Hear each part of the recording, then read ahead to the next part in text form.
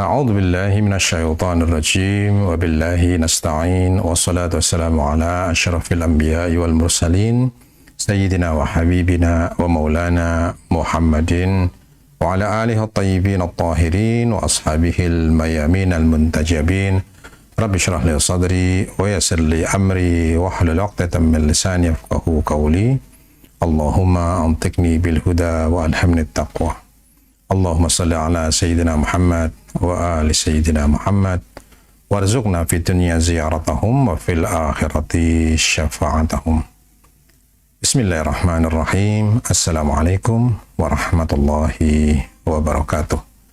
Segenap puji dan syukur senantiasa kita panjatkan kehadirat Allah Subhanahu wa taala atas setiap limpahan nikmat, karunia, hidayah, inayah yang sampai saat ini masih tercurah kepada kita semua hingga kita dipertemukan kembali dengan bulan suci Ramadan, bulan di mana Allah Subhanahu wa taala lebih banyak mengampuni dosa-dosa kita, lebih banyak mengabulkan doa-doa kita, dan lebih banyak menghapus akibat dari maksiat kita. Mudah-mudahan Allah Subhanahu wa taala berkenan menjadikan kita sebagai tamunya, para tetamu yang layak untuk mendapatkan sambutan mulia, dan mudah-mudahan Allah Subhanahu wa taala memberikan kesempatan kepada kita untuk menuntaskan setiap kewajiban kita pada bulan yang mulia ini untuk bisa mencapai fadilah, mencapai keutamaan, menjadi lebih baik daripada bulan-bulan sebelumnya. Salawat dan salam tidak lupa senantiasa kita haturkan ke haripan junjungan kita Nabi Agung Muhammad sallallahu alaihi wa alihi wasallam beserta segenap ahlul bait, manusia terpilih, penghubung wasilah antara kita dengan Allah Subhanahu wa taala, dan salam bagi sahabat-sahabat setia. Bapak dan Ibu yang dirahmati Allah Subhanahu wa taala, pertemuan kita kali ini kita akan memperbincangkan mengenai salah satu hak daripada anggota tubuh kita, yaitu mata. Sebenarnya ketika kita berbicara mengenai hak mata, lebih tepat untuk kita sebut sebagai hak penglihatan.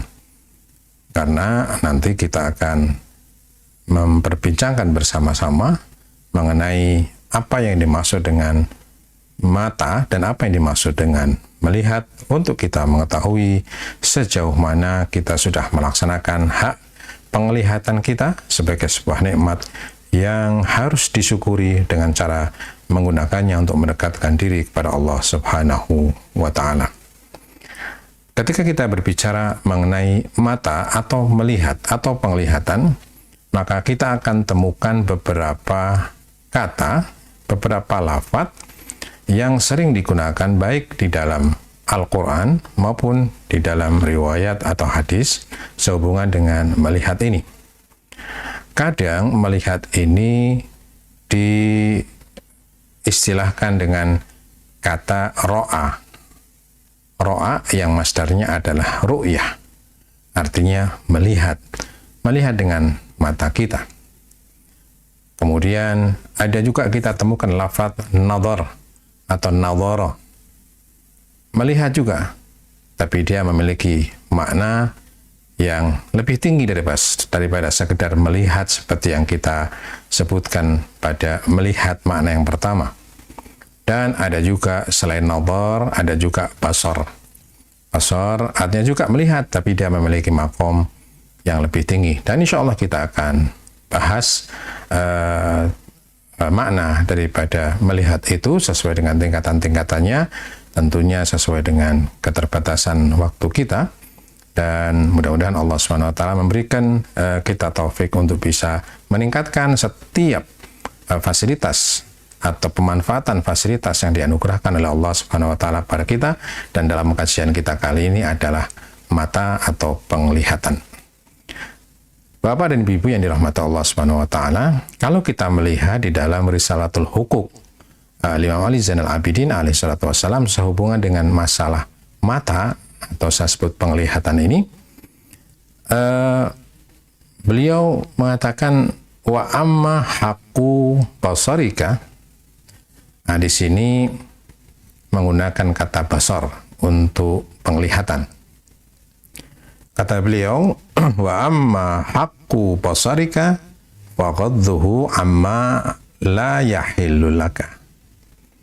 Yang pertama, adapun hak penglihatanmu, salah satu hak penglihatanmu adalah faghadduka, engkau menahan penglihatan, amma la yahillu laka, dari apa yang tidak dihalalkan untukmu.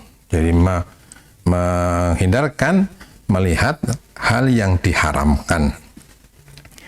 Nah, di sini kita melihat bahwa kata melihat, hak mata, hak penglihatan adalah berhubungan dengan menghindarkan mata atau menghindarkan penglihatan itu dari hal-hal yang tidak dihalalkan. Nanti kita akan melihat bahwa urutan ini adalah urutan makom juga. Jadi yang pertama adalah hak mata adalah atau hak penglihatan. Jadi nanti Bapak Ibu kalau saya mengatakan mata, maknanya adalah penglihatan supaya lebih umum sesuai atau mencakup makom-makom melihat itu.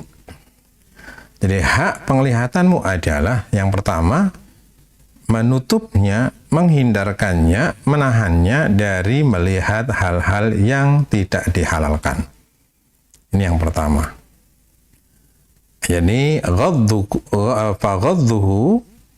faghadduhu amma la yahillu laka. Yang pertama. Yang kedua, wa tarku istimalihi fi ma la ya'nika, dan meninggalkan pemanfaatan mata itu atau penglihatan itu untuk yang tidak penting.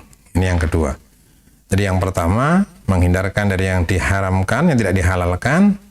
Yang kedua, menghindarkan dari pandangan yang tidak penting. Kemudian dilanjutkan wal i'tibaru bihi, dan menghindarkan mata dari melihat hal-hal yang tidak memberikan progres hikmah, tidak memberikan tambahan kebijaksanaan, tambahan ilmu. Jadi ketika hal yang kita lihat itu bukan sia-sia ya, tapi tidak memberikan nilai tambah, itu dihindarkan. Kemudian dilanjutkan watarkul fusuli afuduli watarkul fuduli alladzi la ta'manu ma'ahul ghaflah, dan meninggalkan fudul. Fudul ini adalah orang sekarang menyebutnya kepo, dalam artian ingin tahu yang bukan ranah kita untuk tahu, dan itu akan menggelincirkan kita kepada kelalaian, ghaflah, kelalaian. Bapak dan Ibu yang dirahmati Allah Subhanahu wa taala, jadi kita melihat di sini ada masalah hakun nadhar atau hakul basar ini, hak melihat ini, hak mata ya, kita sebut saja hak mata.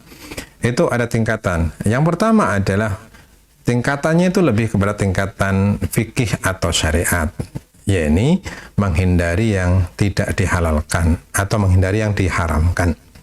Yang kedua, meninggalkan yang tidak penting meski tidak diharamkan. Yang ketiga, meninggalkan yang tidak memberikan progres hikmah atau ilmu. Meninggalkan untuk melihat yang tidak berkenaan dengan kita.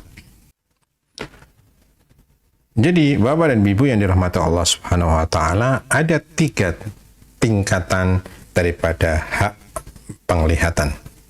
Yang pertama adalah tingkatan, kalau saya menyebutnya dengan tingkatan syariat atau tingkatan fikih lah.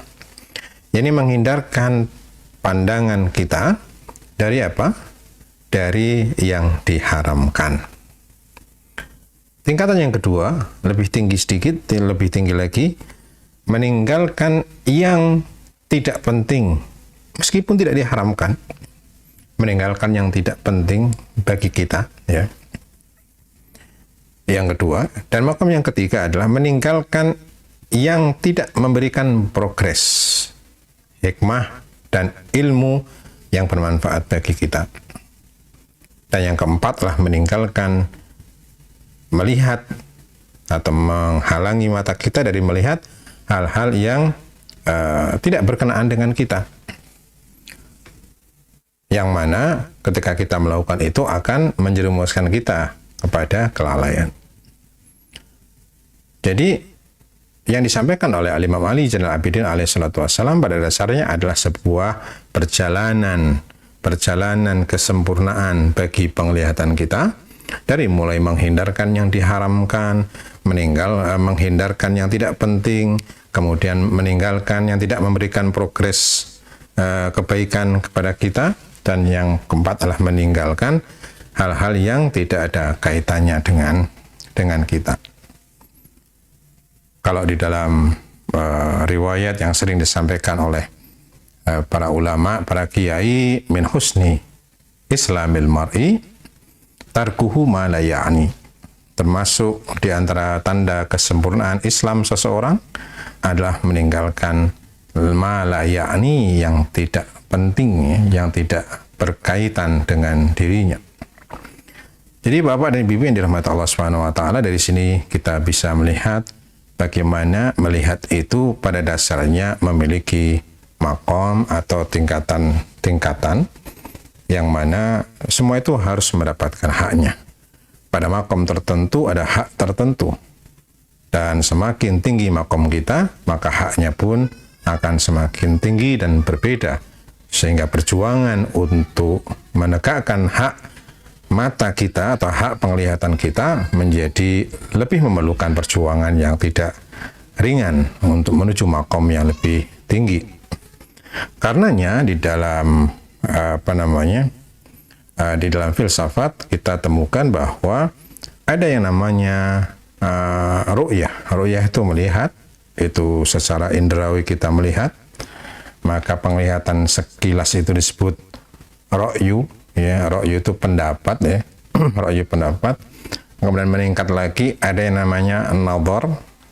Nadhar itu melihat dengan seksama, maka im'anun nadhar, atau lebih seksama melihat sesuatu, dan hasilnya adalah nadhariyah.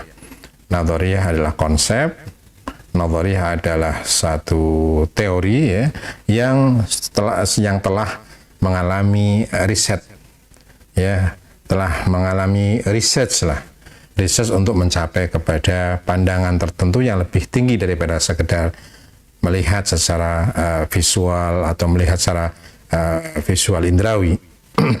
Dan yang ketiga yang disebut dengan al-basar. Al-basar itu sudah lebih tinggi daripada an-nadhar, karena basar ini sudah berhubungan dengan al-qalb, berhubungan dengan ilmu huduri, ya. Kalau nadhar itu masih ilmu nadhari, sebagaimana disebut, yaitu nadhar ilmu nadhari. Sementara kalau al-basar itu sudah kepada ilmu huduri.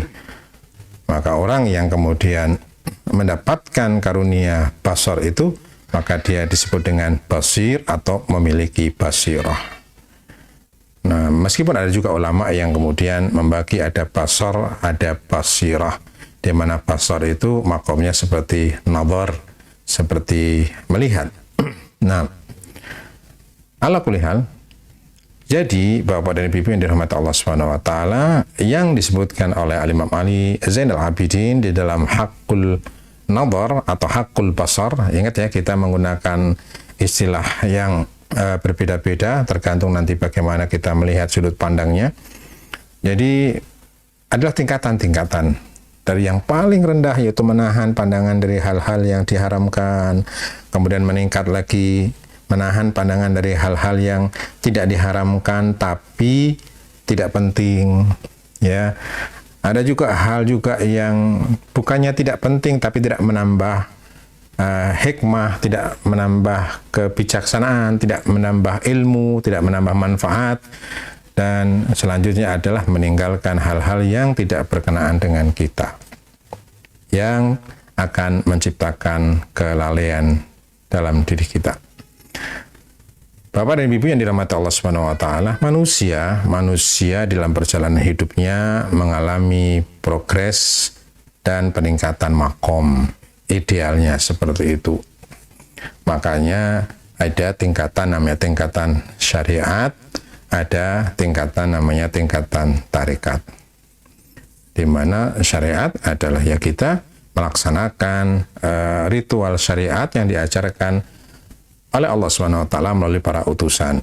Maka kita setelah melakukan sholat, kita melakukan sujud, ruku, dan lain sebagainya, maka kita telah melaksanakan syariat, gugur kewajiban kita secara syar'i. Namun demikian, manusia diberikan satu anugerah dan kesempatan untuk meningkat kepada makom yang lebih tinggi daripada makom syariat, yang kita sebut dengan makom tarekat. Makom di mana di situ manusia tidak lagi berkutat, tidak lagi bukan berarti meninggalkan, tapi sudah selesai dengan ritual syariat, maka saatnya ia naik ke makom yang namanya makom tarekat atau thariqah. Makom tarekat ini adalah ketika seseorang memberikan makna di dalam apa yang ia lakukan, memberikan makna di dalam syariat yang ia tunaikan fikihnya, seperti misalkan khusyuk, tawajuh, taqarrub, mendekatkan diri kepada Allah, khusyuk, fokus pada Allah dan lain sebagainya, kemudian keikhlasan dan lain sebagainya, hal-hal yang bersifat rohani, spiritual itu merupakan makom tarekat. Makom di mana manusia mencapai ketinggian rohani, bukan hanya sekedar menggugurkan kewajiban. Ia inginkan satu hasil yang lebih dari sekedar gugurnya kewajiban. Itu yang disebut dengan makom tarekat.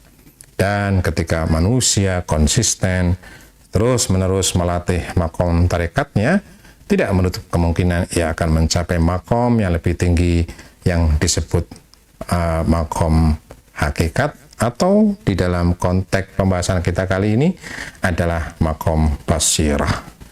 Tidak hanya berhubungan dengan mata, tidak hanya berhubungan dengan al-ma'qulat. Kalau kata Mullah Sadra itu ada, kalau ro'a atau ru'yah itu berhubungan dengan mahsusat, hal-hal yang bersifat indrawi. Kalau nazar itu berhubungan dengan ma'qulat, hal-hal yang bersifat logika. Sementara kalau basar itu berhubungan dengan mujarradat, atau hal-hal yang bersifat mujarrad, bersifat luas, nyaris tidak dibatasi ruang maupun waktu. Sehingga masing-masing daripada tahap dan makom ini tentunya punya hak yang harus kita tunaikan sesuai dengan di mana kita berada, di mana makom kita pada saat itu. Nah, jadi kalau kemudian kita melihat di dalam ayat maupun di dalam, atau kita lihat ayat dulu lah. Kalau ayat itu kan Allah Subhanahu wa taala ketika menciptakan manusia, ketika Allah menjalankan proses manusia untuk lahir di dunia ini, Allah berfirman, wallahu akhrajakum min butuni ummahatikum la ta'lamuna syai'ah. Dan Allah mengeluarkan kalian dari perut ibu kalian dan kalian tidak tahu apa-apa dan tidak punya apa-apa. Lalu Allah memberikan fasilitas, menganugerahkan fasilitas. Fasilitasnya apa? Bukan telinga, bukan mata, tapi Allah wa ja'ala lakumus sam'a. Bukan wa ja'ala lakumul udhuna misalkan. Tidak, tapi wa ja'ala lakumus sam'a. Allah anugerahkan pendengaran, wal absar, dan penglihatan. Dan absar ini bentuknya jamak. Absar bentuknya jamak. Maka di sini makna melihat menjadi sangat kompleks. Wal afidah, dan ada yang lebih tinggi daripada basar, yaitu al afidah, fuad, atau yang sering kita sebut dengan al qalbu juga. Ya, itu ayat Al-Quran sudah jelas menyebutkan itu. Dan kalau kita lihat juga ayat-ayat yang lain, misalkan di dalam surat kalau tidak salah surat Al-A'raf ya. Nah, surat Al-A'raf ayat yang ke-179, saya kira Bapak dan Ibu banyak yang sudah hafal ayat ini, sering disampaikan oleh para khatib. Nah, lahum a'yunun la yubsiruna biha. Mereka punya mata tapi tidak basar. Punya mata tapi tidak melihat. Ini kan berarti dia punya mata secara makom yang pertama pada dari penglihatan ini, setiap orang memiliki itu, yaitu melihat karena punya mata. Namun la yubsiruna biha, tapi dia tidak memiliki basar. Dia tidak memiliki makom berikutnya. Dia hanya sekedar melihat saja, dan itu belum membedakan manusia dengan makhluk Allah yang lain. Makhluk Allah yang lain juga melihat. Nah, maka di sini lahum a'yunun la yubsiruna biha, mereka punya mata tapi tidak melihat. Walahum adhanun la yasma'una biha, mereka punya telinga tapi tidak mendengar. Walahum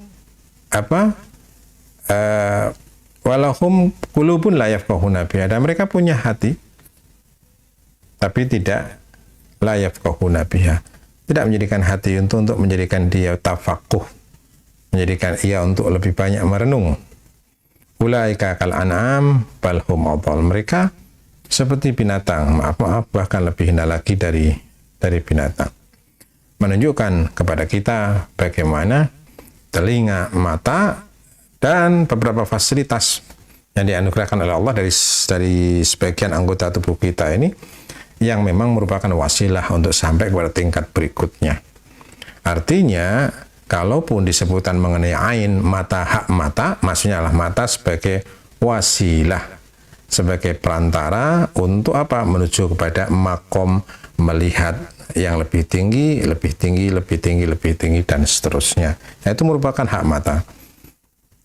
Makanya Imam Ali Zainal Abidin alaihissalatu wassalam berkata bahwa dari mulai menahan dari yang haram, kemudian meningkat, menahan dari yang tidak penting, meningkat lagi, menahan dari yang tidak memberikan ilmu, sampai menahan dari yang tidak ada sangkut pautnya dengan kita.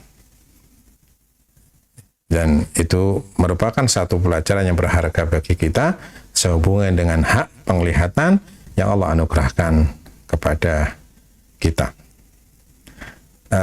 Saya tertarik dengan apa yang pernah saya baca dari apa yang disampaikan oleh Mullah Sadra di dalam masalah ini, bahwa al-insan yasta'nisu bil mahsusat.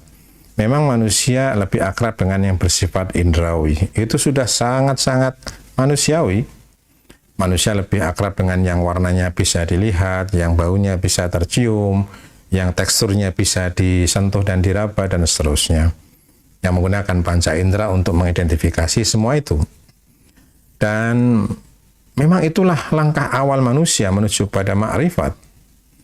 Maka, kata Mullah Sadra, an-nafsul insaniyah bi bidayatihal ma'rifiyah, bahwa diri manusia dalam awal keberangkatan ma'rifat ya memang al-mahsusat, hal-hal yang bersifat indrawi itu yang akrab dengan dirinya, dengan manusia. Sehingga itu menjadi modal bagi ma'rifat-ma'rifat berikutnya, meskipun itu bukan ghayah, tapi dia merupakan wasilah, alat ya, mata, telinga itu alat untuk menyerap informasi. Karena ma'rifat manusia disebutkan di dalam salah satu kitab, bahwa ma'rifat manusia tidak mungkin berangkat dari kejahilan yang bersifat mutlak. Nah, harus ada muqaddimah, harus ada beberapa poin yang sudah dia ketahui secara awali, yang saya ketahui secara dasar ya, yang itu kemudian dikembangkan menjadi berbagai macam nadhariyah dan menjadi berbagai macam basair ya, basirah. Nah, jadi kata Mullah Sadra, al-insan yasta'nisu bil mahsusat. Manusia selalu lebih akrab dengan yang bersifat indrawi. Bahwasanya manusia pada awal keberangkatan selalu lebih akrab dengan yang bersifat indrawi. Sehingga Mullah Sadra mengatakan an-nafsu tabda'u hissiyatan thumma tatajarrad. Bahwa manusia itu atau diri manusia berangkat dari hissiyah, berangkat dari hal atau kondisi indrawi menuju kepada tajarrud, kepada kondisi di mana tidak dibatasi lagi oleh batasan-batasan indrawi itu. Sehingga Mullah Sadra punya satu, mohon saya bukan orang filsafat, jadi mohon nanti kritik dan masukan bagi para asatidz sehubungan dengan masalah ini. Seingat saya Mullah Sadra pernah juga menyampaikan satu kaidah, an-nafsu jismaniyatul huduth rohaniyatul baqa. Manusia itu secara jasad itu huduth, dia terbatas, dia akan binasa pada suatu saat secara jasad, tapi secara rohani dia akan baqa, dia akan kekal. Demikian pula dengan mata atau penglihatan kita. Ada penglihatan yang ia merupakan fasilitas yang bersifat huduth atau fasilitas yang bersifat fana. Dan itu adalah mata kita, dalam hal ini adalah mata penglihatan kita. Tapi akan ada satu penglihatan yang bersifat baqa, yaitu penglihatan yang erat kaitannya dengan rohani kita. Dan sekali lagi, masing-masing punya hak pada makomnya masing-masing. Nah, jadi maksudnya adalah bahwa tabda fit ta'alluq bil mahsusat. Manusia memulai perjalanannya dengan keterikatan ia dengan hal-hal yang bersifat indrawi. Tsumma tantakil bitadrij ila alamil khayal. Kemudian secara bertahap ia meningkat tidak hanya pada hal indrawi, tapi mulai dengan surah, mengenai gambaran, ya, gambaran-gambaran, hal-hal yang bersifat tasawur. Sudah tidak lagi tergantung kepada fisik satu benda, tapi dia memiliki gambaran surah tentang satu benda. Tsumma ila alamil aql wal ma'qul. Lalu ia berpindah kepada alamil aql dan ma'qul. Sehingga sampai nanti pada satu saat dia sampai pada alam tajarud, alam yang dimana di situ tidak ada ikatan, tidak ada kaitan, tidak ada kait dengan alam yang bersifat indrawi, alam fisik kita. Nah, dan kemudian Mullah Sadra juga menyebutkan bahwa, sekali lagi saya bukan orang yang mendalami filsafat, tapi saya tertarik dengan apa yang saya sampaikan ini adalah bersifat sathiyah atau bersifat perlu pendalaman lebih lanjut, terutama bagi saya sendiri. Namun ini menjadi menarik karena Mullah Sadra pernah mengatakan al-uns bil mahsusat laisa kamalan. Jadi keakraban kita dengan hal-hal yang bersifat indrawi itu tidak bisa disebut sebagai satu kesempurnaan. Karena selain manusia juga seperti itu. Selain manusia juga melihat sesuatu, mengetahui warna dan lain sebagainya.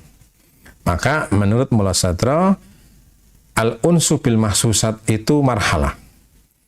Bahwa keakraban kita dengan hal yang bersifat indrawi itu adalah sebuah marhalah, sebuah proses. Ya, sebuah proses, sebuah wasilah, ya, perantara untuk mencapai sesuatu. Sementara kesempurnaan itu terletak kepada tadi hal-hal yang bersifat non indrawi. Makanya keakraban dengan yang bersifat indrawi itu marhalah, dan berhenti di situ itu merupakan naqs atau kekurangan kita. Jadi ketika kita berkutat hanya kepada hal-hal yang bersifat indrawi, maka kita akan kehilangan nilai hakiki daripada wujud manusia. Maka disebutkan man tawaqqafa indal his hujiba anil makna. Barang siapa yang berhenti pada satu titik indrawi, maka ia akan terhijab dari makna-makna. Jadi dia akan berkutat kepada hal yang bersifat fisik tanpa memiliki makna. Dan betapa banyak kita lihat di dalam kehidupan kita, orang yang melakukan sesuatu dan yang dilakukan itu adalah abasa, sia-sia, tanpa makna. Sehingga alih-alih memperjuangkan apa yang ia lakukan, ia sama sekali tidak tahu makna dari apa yang ia lakukan. Dan ini merupakan siksaan yang sangat berat, ya, yang sangat berat bagi manusia. Fal mahsusat indahu wasa'id la ghayat, maka bagi Mullah Sadra mahsusat indrawi itu bersifat wasithah, perantara, wa la ghayat, bukan tujuan. Artinya seperti disampaikan oleh Imam Ali Zainal Abidin alaihi salatu wassalam dalam Risalatul Huquq, wabil khusus mengenai penglihatan, ada tingkat yang harus dilalui oleh manusia sehingga pandangan ia tidak hanya ru'yah, dia meningkat menjadi nazar. Tidak hanya nazar, dia meningkat kepada basar. Dan itu tentunya memerlukan, masalah ini memerlukan kajian yang lebih mendalam, yang tentunya kita serahkan pada para asatid yang memang berkompeten di dalam permasalahan filsafat, insyaallah. Nah, tapi secara garis besar seperti itu. Bahkan kata Mullah Sadra, al-inghimas atau kita berkupang kepada masalah indrawi itu berbahaya. Ya. Jadi kita tidak pernah mengembangkan dimensi rohani kita, itu akan berbahaya. Kenapa? Karena disebutkan idza tala amatul uns bil mahsusat, ini akibat ketika kita terlalu akrab berkupang pada hal-hal bersifat indrawi saja. Yang pertama adalah tad'if qabiliyat an-nafs li talaqil ma'qul, yakni lemahnya potensi manusia untuk menerima masukan input yang bersifat logis. Jadi orang akan berpikir sangat tidak logis. Yasirul aqlu tabi'an li syahwah wal khayal, akal akan lebih mudah terperdaya oleh syahwat dan juga khayalan. Fayatahwal insan ila asir surah, maka manusia nanti akan menjadi tawanan bagi gambaran-gambaran dia ketika tidak melakukan perjalanan.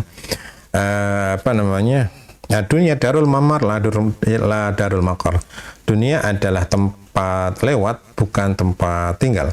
Artinya ada kewajiban yang harus kita lakukan dan memiliki progres dalam hal apapun, termasuk di dalam pemenuhan hak anggota tubuh kita, termasuk mata tentunya. Dalam kajian kita pada pertemuan kali ini, itu harus ada usaha untuk melakukan progres. Tidak boleh stagnan pada satu kondisi. Tidak boleh hanya menghindarkan yang haram, tapi masih sering mencampuri urusan yang tidak penting, urusan yang tidak memberikan ilmu dan lain sebagainya. Itu tidak boleh. Harus ada progres. Ya ayyuhal insan innaka kadihun ila rabbika kadhan famulaqih. Wahai manusia, sesungguhnya engkau kerja keras, jatuh bangun, sedang berjalan menuju Tuhanmu, dan engkau akan bertemu itu setelah jatuh bangun kita.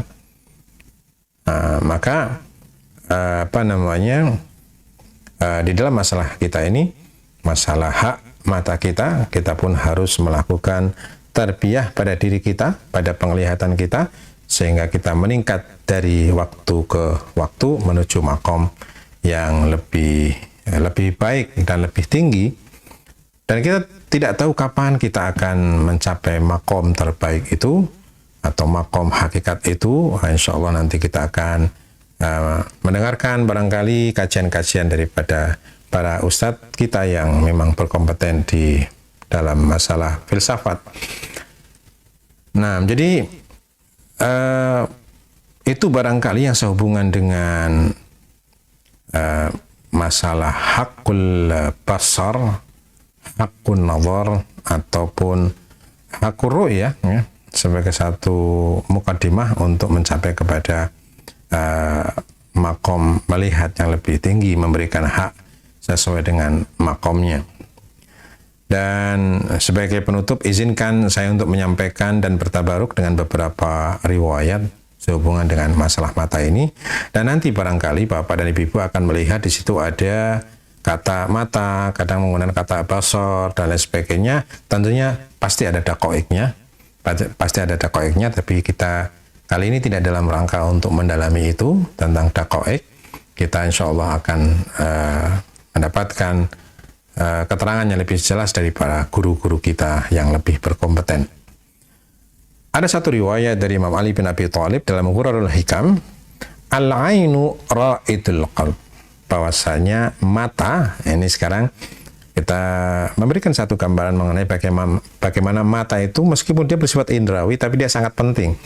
Karena manusia memerlukan itu untuk input awal, untuk masukan awal ya. Makanya al-ainu ra'idul qalb, bahwa mata itu adalah penunjuk jalan bagi hati. Nah, sebagian menerjemahkan duta hati ya. Ia yang menyampaikan informasi awali, informasi dasar kepada hati, diolah dengan logika kita, maka menjadi informasi yang bersifat nazar, yang kemudian sampai ke hati sebagai informasi yang bersifat basar. Nah, hadis yang lain masih dari Ghurrul Hikam, kata Imam Ali bin Abi Thalib alaihissalatu wassalam, ghaddul basar yunawwirul qalb. Menahan basar, menahan penglihatan, dalam hal ini basar ya, kita sudah bahas apa itu basar. Menahan basar itu yunawirul qalb, itu akan menyinari hati. Ya, ada tahap yang naik ya, menaik, artinya dia ada progres. Menahan basar itu akan menyinari hati.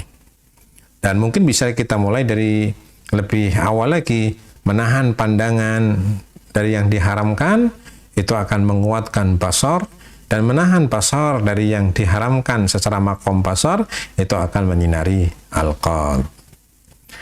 Kemudian masih dari Imam Ali bin Abi Thalib, masih dari Ghurrul Hikam, man atlaqa tarfahu at'aba qalbahu. Siapa yang membiarkan pandangannya ini liar, ia akan melelahkan hatinya. Jadi kita akan melihat, karena ini makom, jadi akan membuat perjalanan kita tersendat untuk menuju makom melihat yang lebih tinggi.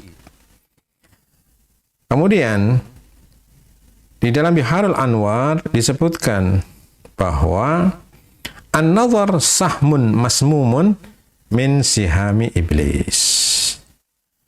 An-nazar, melihat itu bisa menjadi anak panah iblis yang beracun ya, untuk menghujam ke dalam hati manusia.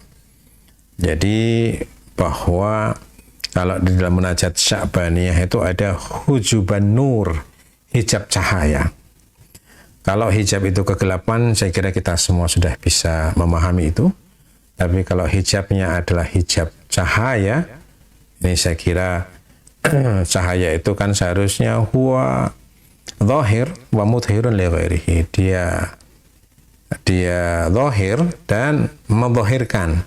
Dia jelas dan menjelaskan yang lain, itu namanya cahaya. Namun ada satu kondisi di mana cahaya itu menjadi hijab, hujuban nur. Jadi hijab cahaya.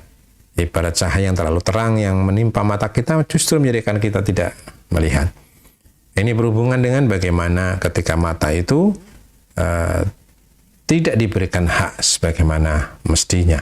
Maka yang akan masuk di situ adalah iblis dan menjadikan pandangan kita, basar kita itu sebagai apa? Panah beracunnya iblis. Justifikasi pembenaran atas kemaksiatan adalah di antara bentuk daripada pemanfaatan iblis terhadap diri kita.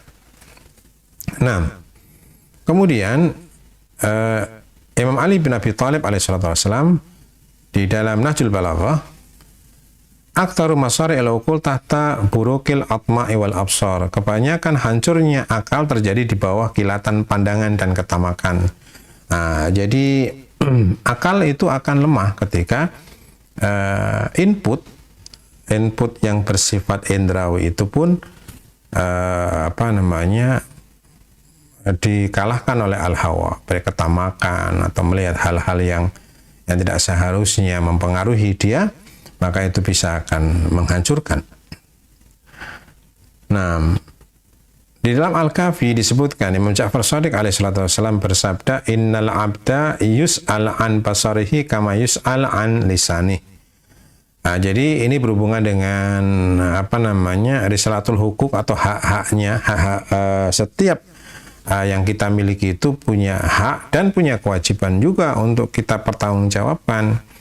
Maka kata Imam Ja'far Shadiq, seorang hamba itu akan ditanya tentang penglihatannya sebagaimana ia ditanya tentang lisannya. Nah, jadi sebagaimana lisan nanti dimintai pertanggungjawaban, maka mata pun, penglihatan pun akan dimintai pertanggungjawaban. Kemudian Imam Ali bin Abi Thalib dari Hural Hikam lagi, al-jawarihu syuhudun wal uyunu minha. Anggota tubuh kita akan menjadi saksi dan mata termasuk di antaranya. Ya, bagaimana memberi satu gambaran kepada kita bagaimana kita harus mentarbiyah mata kita atau penglihatan kita.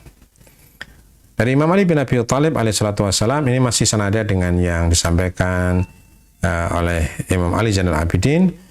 Tuba liman ja'ala basarahu ibratan. Berbahagialah orang yang menjadikan penglihatannya sebagai ibrah, sebagai pelajaran.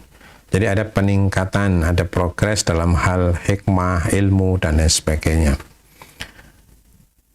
Dan kata Imam Ja'far Shadiq alaihissalatu wassalam tentang bagaimana mata itu adalah cerminan bagi hati, kata Imam, ainul mu'min mir'atu qalbih, bahwa mata seorang mukmin adalah cermin dari hatinya. Jadi kalau mata ia mengarah kepada hal-hal yang baik, maka itu menjadi indikasi bahwa hatinya adalah hati yang baik. Karena mata merupakan fasilitas awali untuk input hal-hal yang bersifat eksternal menjadi surah dan gambaran di dalam diri manusia untuk diolah menjadi nazar dan diolah kembali menjadi basar dan seterusnya. Jadi Bapak dan Ibu yang dirahmati Allah Subhanahu wa taala, barangkali ini saja yang bisa kami sampaikan. Mudah-mudahan Allah Subhanahu wa taala selalu memberikan kita kesempatan untuk bertemu dengan Ramadan yang lain. Dan kalaupun Allah berkehendak menjadikan Ramadan kita tahun ini menjadi Ramadan yang terakhir bagi kita, semoga Allah Subhanahu wa taala menjadikan Ramadan kita tahun ini menjadi Ramadan yang terbaik sepanjang kehidupan kita dan menjadi penebus setiap dosa-dosa kita. Selamat menunaikan ibadah dan manasik Ramadaniyah. Semoga Allah Subhanahu wa taala menerima setiap penghambaan kita dan setiap kelelahan, keletihan kita pada bulan Ramadan. Wa ma taufiqi illa billah, alaihi tawakkaltu wa ilaihi unib. Astaghfirullahal azim. Wassalamualaikum warahmatullahi wabarakatuh. Bismillahirrahmanirrahim. Allahumma salli ala Sayyidina Muhammadin wa ali Sayyidina Muhammad. Allahumma waffiqni fihi limuwafaqatil abrar وجنبني فيه مرافقة الأشرار وآوني فيه برحمتك إلى دار القرار بإلهيتك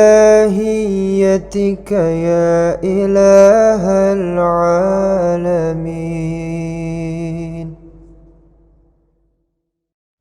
Allahumma ya Allah, dekatkan aku di bulan ini dengan al-abrar. Jauhkan aku dari al-ashrar. Masukkan aku dengan rahmat-Mu dalam darul qarar. Demi ilahiyah-Mu, wahai Tuhan semesta alam.